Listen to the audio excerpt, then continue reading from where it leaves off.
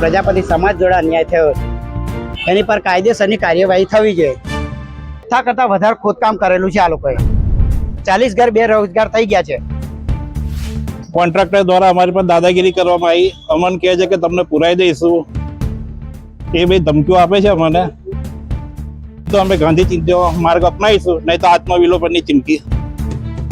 એ કાયદેસર ગવર્મેન્ટે આપેલી છે.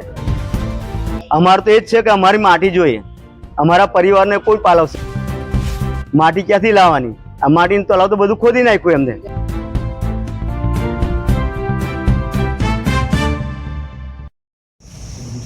બોડેલી તાલુકાના જબુગામ તળાવમાંથી માટી ખોદાઈ જતા પ્રજાપતિ સમાજનો ઉગ્ર વિરોધ. ફરીથી માટીનું ખોદકામ ના થાય તે માટે બોડેલી મામલતદારને અપાયું આવેદનપત્ર. જય હિન્દ, હું છું સંજય સિંહ રાણા.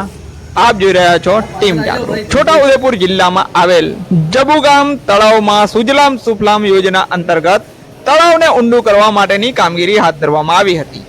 જ્યારે આ તળાવની માટી જબુગામના પ્રજાપતિ સમાજના લોકો માટીના વાસણો, માટલા વગેરે બનાવીને પોતાનું ગુજરાન ચલાવવા માટે તેનો ઉપયોગ કરતા હતા.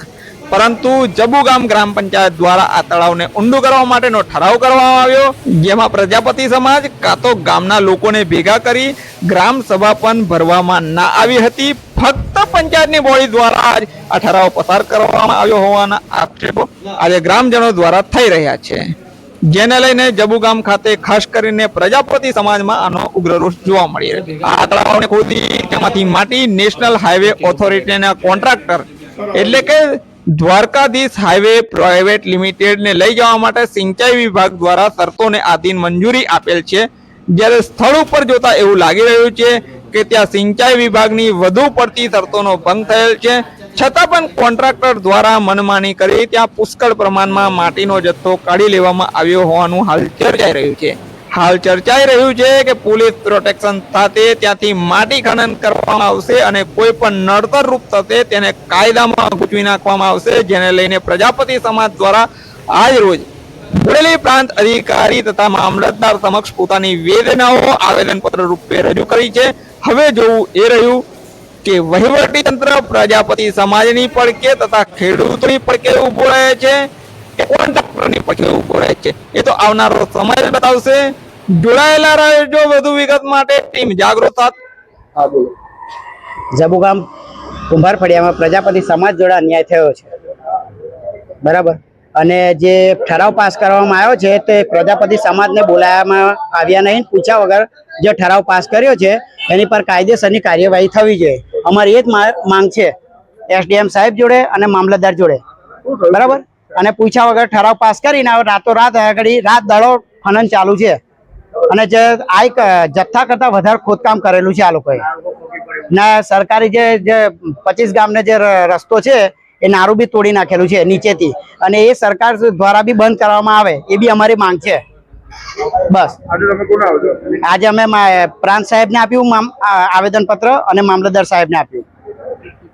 અને આજુબાજુ ખેતરવાળાને બી નુકસાન છે, તળાવના પાળને જે આરસીસી કરેલું છે પગથિયા છે તેનો નુકસાન છે. તો એવો તો કેવો ઠરાવ પાસ કર્યો કે નુકસાન કરીને સરકારને નુકસાન કરીને તમે આ ખોદકામને મંજૂરી આપી છે? એ અમારે તપાસનો વિષય છે. એ સરકાર તંત્ર કરે તપાસ. અમારી માંગણી એવી છે કે જે માટી લઈ ગયા છે એ માટી આ બધા સમાજમાં જે માટી કરીને જીવે છે એમને 40 ઘર બેરોજગાર થઈ ગયા છે. અમારી એ માંગણી છે કે માટી અમને આપી આવે બીજી, અને આમની પર કાર્યવાહી થાય. જે દોષી છે એમની પર જે ઠરાવ કર્યો છે પૂછ્યા વગર, જે ગામ સભાએ નહીં ભરી અને મને કોઈ બોલાયા બી નહીં. પૂછો બોલાયા ભાઈ તમને? કોઈને નહીં બોલાયા, બરાબર છે. કોઈને બોલાયા નહીં, ઠરાવ કર્યો છે. તો એવું હોય છે કે અમારી જોડે હકપત્ર છે, બરાબર, 1994 નું. તો અમારા હકપત્ર પર આ લોકો ઠરાવ કેવી રીતના પાસ કરીને શુભલામ અંતર્ગત ચાલુ કરી દીધું? મિતેશભાઈ ગુજ્જર, જબુગામ કુંભાર ફળિયું પ્રમુખ. રોજ અમે બોડેલી મામલતદાર ઓફિસ, એસડીએમ ઓફિસ અને પીએસઆઈ બધાને આવેદનપત્ર આપવા આવ્યા છે. કેમ કે અમારા સમાજની જમીન, અમારા સમાજનું જે તળાવ હતું ત્યાંથી સરકાર દ્વારા NHI દ્વારા કોઈ પેટા કોન્ટ્રાક્ટરને આપીને અમારી માટી ખોદવામાં આવી છે. એ અમને અમારી જાન બારોબાર પંચાયત દ્વારા ઠરાવ કરીને આપેલી છે.